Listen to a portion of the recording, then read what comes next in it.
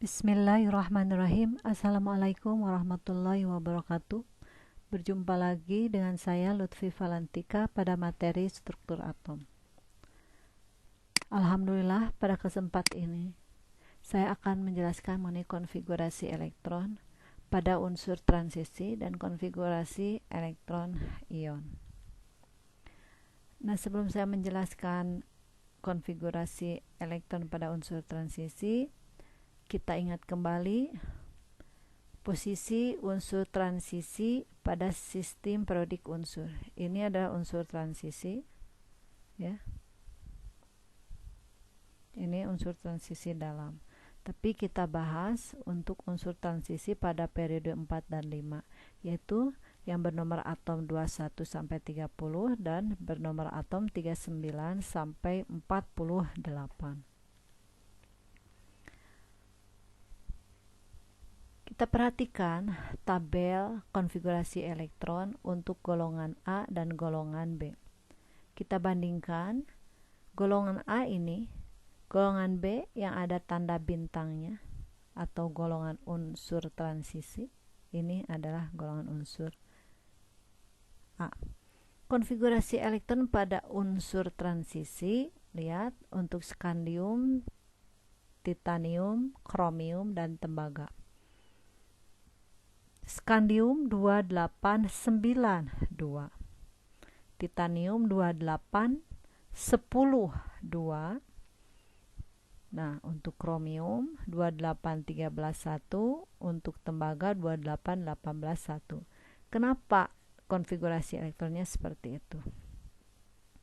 Nah, untuk lebih memahami bagaimana menentukan konfigurasi elektron, kita lihat soal berikut. Contoh soal, tentukan konfigurasi elektron untuk Ni yang Z-nya 28 dan yang kedua Ag yang Z-nya sepada 47.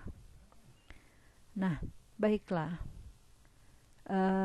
Konfigurasi elektron nomor 1 yaitu untuk Ni yang bernomor atom 28. Ya. Konfigurasi elektron berdasarkan kulit atomnya itu 28. Isi dulu di sini 2, sisanya baru ke kulit ketiga 16. 2 tambah 8 10, tambah 2 12, tambah 16 28. Nah, konfigurasi elektron subkulitnya adalah 1. Karena pada kulit ke-1 1s2, ini pada kulit kedua 2s2 2p6, pada kulit ketiga 3s2 3p6 3d8, 2 tambah 6 8, 8 tambah 8 16, dan pada kulit keempat 4s2. Nah, yang diberi tanda merah ini adalah konfigurasi elektron untuk Ar yang bernomor atom 18. Maka konfigurasi elektron untuk Ni dapat disingkat menjadi Ar 4s2 3d10. Sedangkan diagram orbitalnya, untuk Ni yang bernomor atom 28 adalah sebagai berikut. Ini diagram orbitalnya. Kita lihat untuk 3D8 yang ini, ya. Ada 8 elektron. Pada subkulit 3D diisi 8 elektron. 1 2 3 4 5. Ini berdasarkan aturan H. 6 7 8. Jadi cara pengisiannya seperti itu, ya. Dimulai dari sini, berakhir di sini. Nah, itu adalah konfigurasi elektron Ni. Sedangkan bagaimana konfigurasi elektron untuk nomor 2 yaitu CD.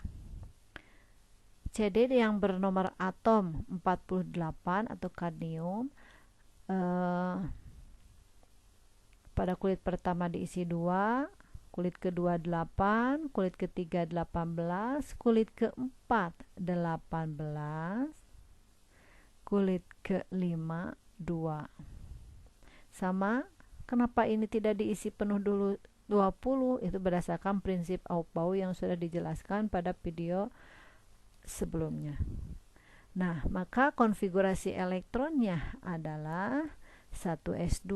Ini kulit kedua 2s2 2p6, kulit ketiga 3s2 3p6 3d10, kulit keempat 4s2 4s6 4d10, dan kulit kelima 5s2. Yang merah ini adalah konfigurasi elektron untuk Kr yang bernomor atom 36. Jadi kita tuliskan secara singkat konfigurasi elektron untuk CD adalah Kr 5s2 4d10, atau diagram orbital secara singkatnya adalah ini 5s2, ini 4d10. Jadi Kr 5s2 4d10. Nah, pada konfigurasi elektron transisi terdapat anomali.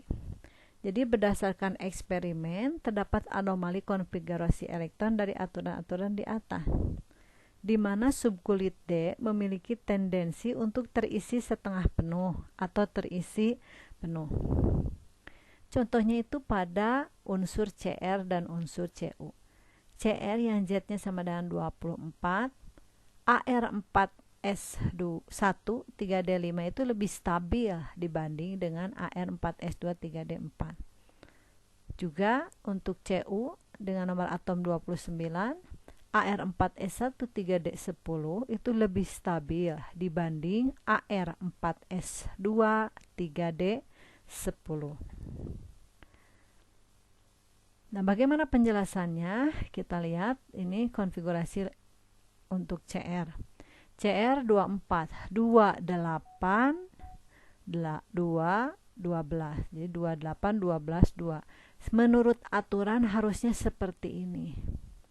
Tetapi berdasarkan eksperimen ternyata konfigurasi Cr itu adalah 28, 1, 13. Kenapa? Karena Cr itu akan lebih stabil pada posisi ini,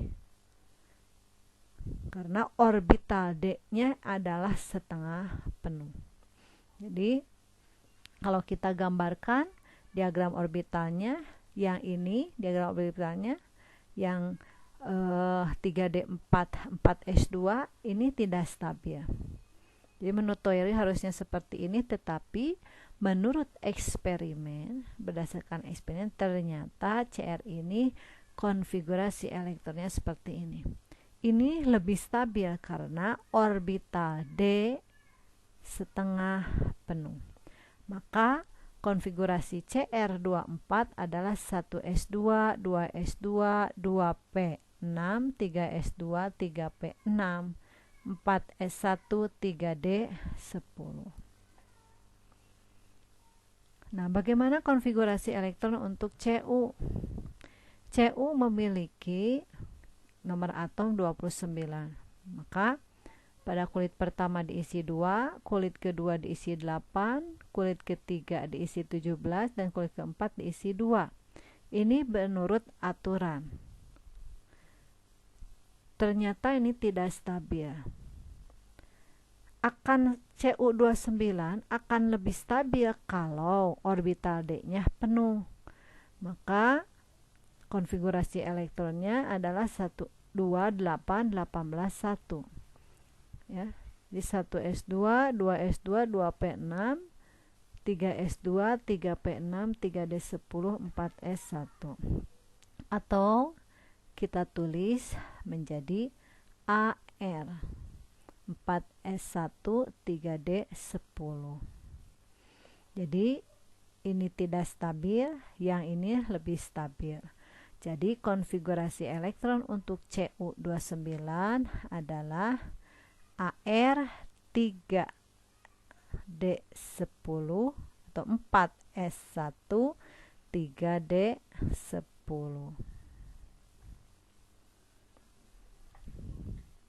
Nah, ini kesimpulannya ya, untuk Cr akan lebih stabil jika orbital D-nya setengah penuh.